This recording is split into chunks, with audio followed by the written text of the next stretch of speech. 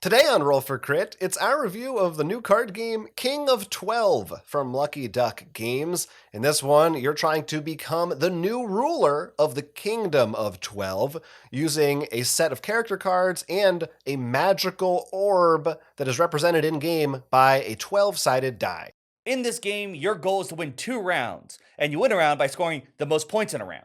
You'll be doing so by playing these cards, each with their own special ability, by affecting your magical orb, aka a 12-sided die.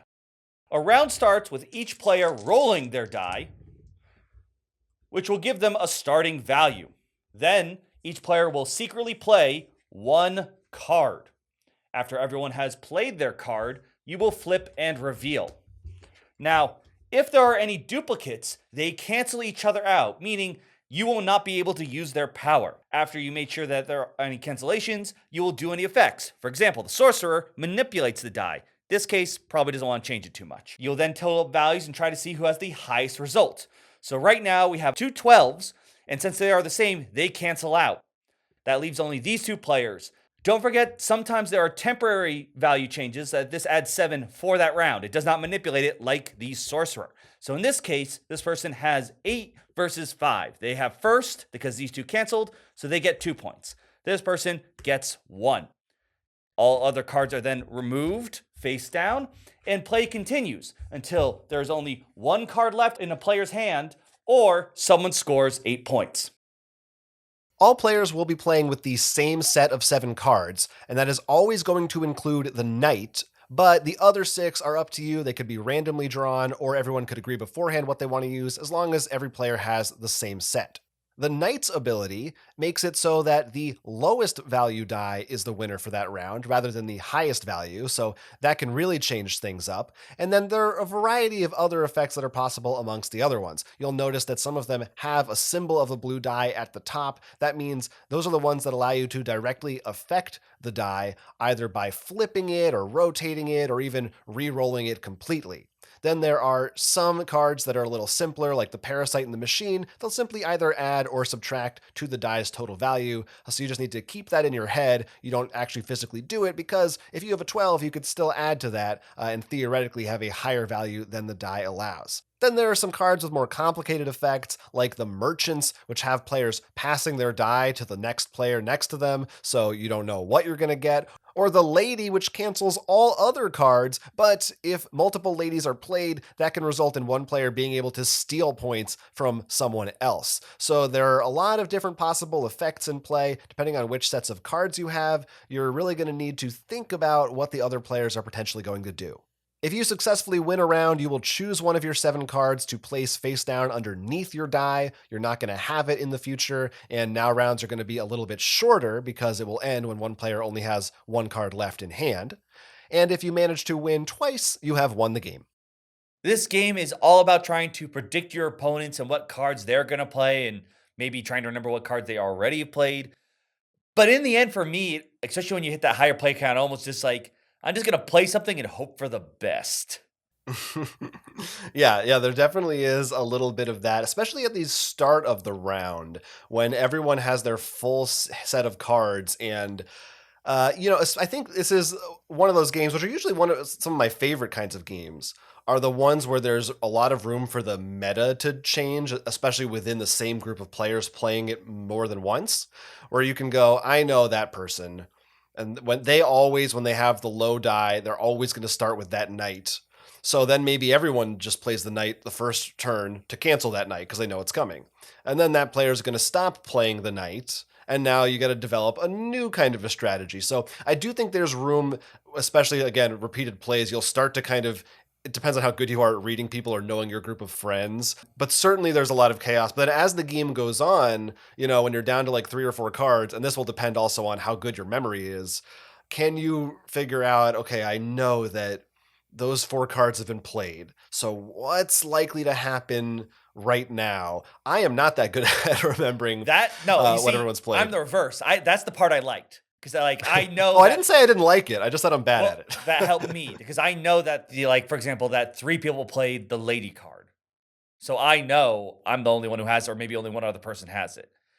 But in the other mode, I'm like, I think I know how these people are going to play. And then one person just plays a card out of nowhere. I'm like, oh my god, this changes everything. I don't know what's gonna happen now. So like I'm Right. terrible at the reading people part, but the more information I have, the better, more confident I feel on my own picks. Right, right. Of course, of course. I think that's pretty normal and pretty much what's expected of this game. And also I think again, just the more times you played it though, even after a few plays, but I think even more so you could get to a point where you know what the cards are. Oh And yeah. even what are there, is there a total of 14, 15 Some reason I want to different say cards? 12, but Maybe there are. I think maybe it's 12 or 13. It's enough to that you could play a lot of different combos, but not so many that you like have no idea what's going into it. So I right. think you will get to a point where you kind of know what's a good early play. But you're absolutely right. As the game goes on, it becomes technically easier, especially when like if you played a card that was canceled, you can easily remember that someone else played that same card as you. There are variety cards, and you can do probably different builds for whatever you want to group. There's probably more aggressive things you notice, but I felt like, as you said, the meta is really going to be built around not even like what cards are available, almost like one card. Like you know how the gambler tends to be played, or the lady. It's like it tends to come out in these situations. So I feel like Mhm. it's less about the set of cards you choose and just each card has its own like almost program, like if this is in play, likeliness increases by 5, by 10. But of course, what tends to happen to me is you never know what's going to happen with people. And then of course, we haven't talked about yet the die. It's each round it's rolled anew, which completely can change the game. If two people roll a 7, that's going to significantly change because they know no matter what, they're probably taking each other out, canceling each other, unless one of them finds a way to mess up with their die value somehow. So that's a really weird, interesting twist. Or if even more weird in that same vein, like if two people have a good number, like if two people have a 12, then you almost because if you have the same number, they cancel out unless a card alters it. So you might say, well, I have a card that lets me re-roll my 12, but I don't want to re-roll it because 12 is a high number. But if both of you don't re-roll it, you might keep canceling each other. So it's almost like you could have like a game of chicken that way.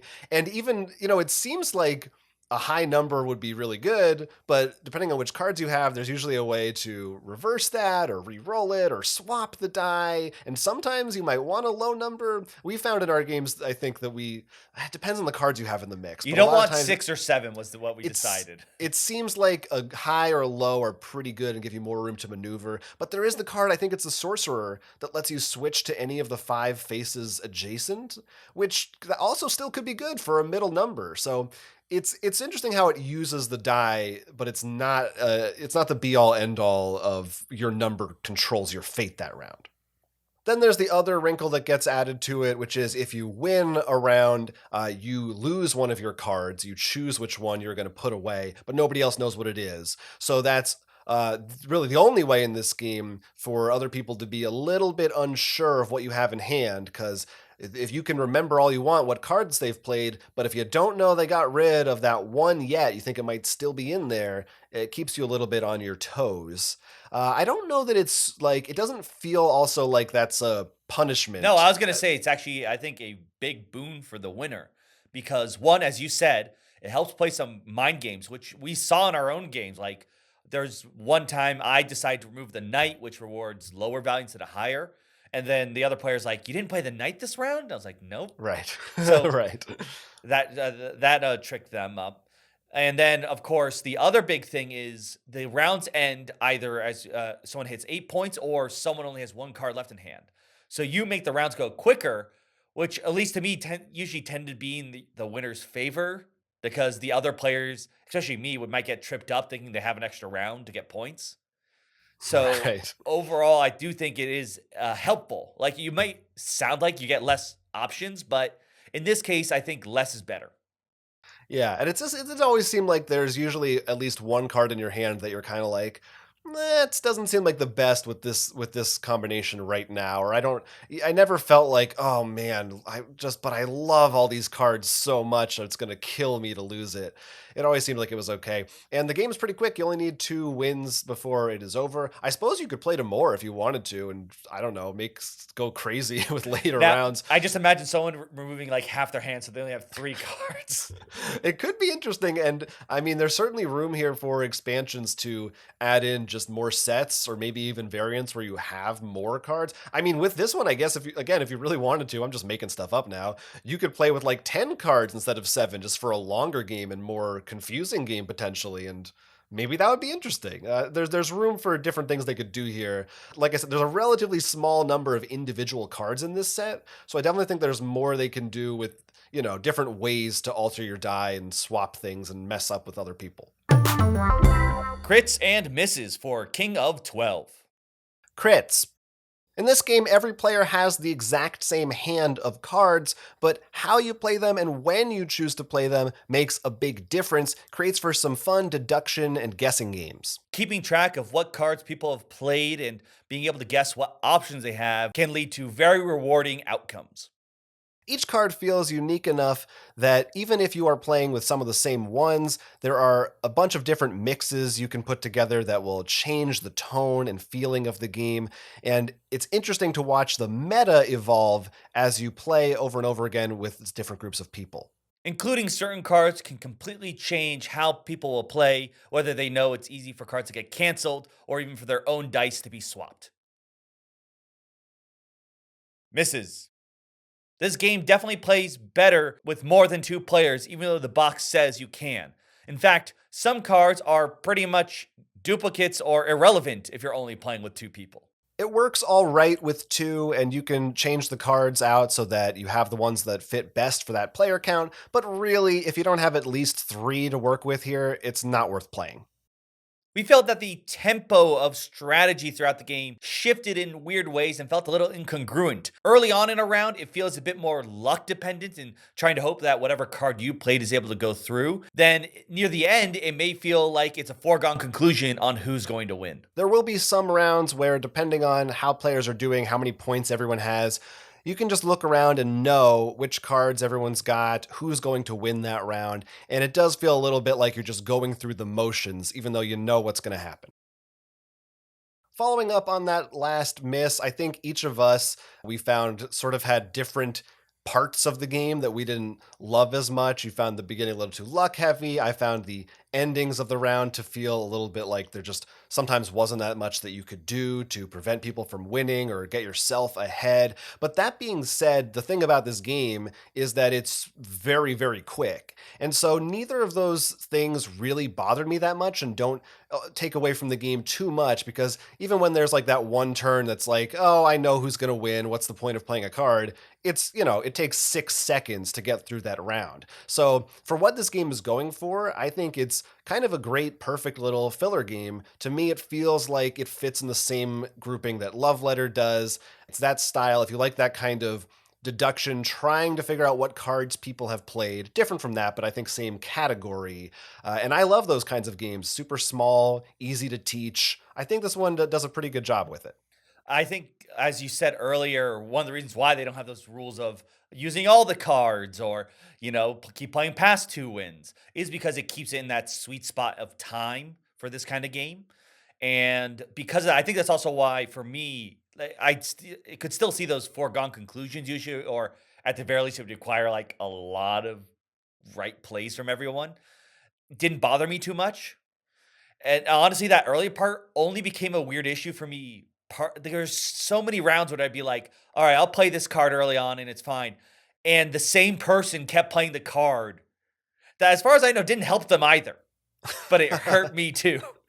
That's one of those things where, yeah, It's- also I think if you were playing with 4 people who all like were very familiar with the game and knew what they were I don't doing, even think familiar with the game, but maybe familiar just with game game strategy skill in level. general, Yes. yes, then it's going to be probably a better experience because yeah, you won't run into the like, huh? Although maybe you want one of those people in there sometimes to mix things Oh, up. it doesn't hurt. It just felt like it was just, I think, more of that weird coincidence that every time I felt like it didn't hurt you got like the other players as much, which is odd because some of the cards do, and I love it when they do. Like when you get my two favorite are the lady and the merchant because they hit everyone.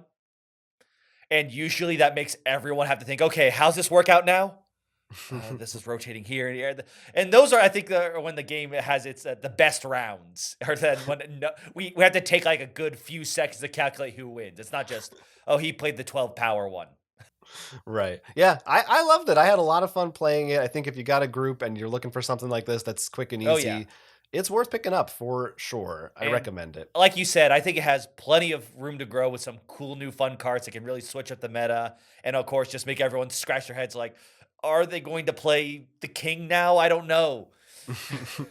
Yeah. Who knows what they're going to play? Tell us what you're going to play. People watching this video in the comments section, you can talk to us if you've played King of 12. What do you think about it as a game overall? And which cards are your favorite to play with? How has the meta evolved perhaps for your group? You can talk to us in the comments down below. Let us know. We'd love to hear from you. Until then, I'm Will. I'm Jonathan. And this is Roll for Crit.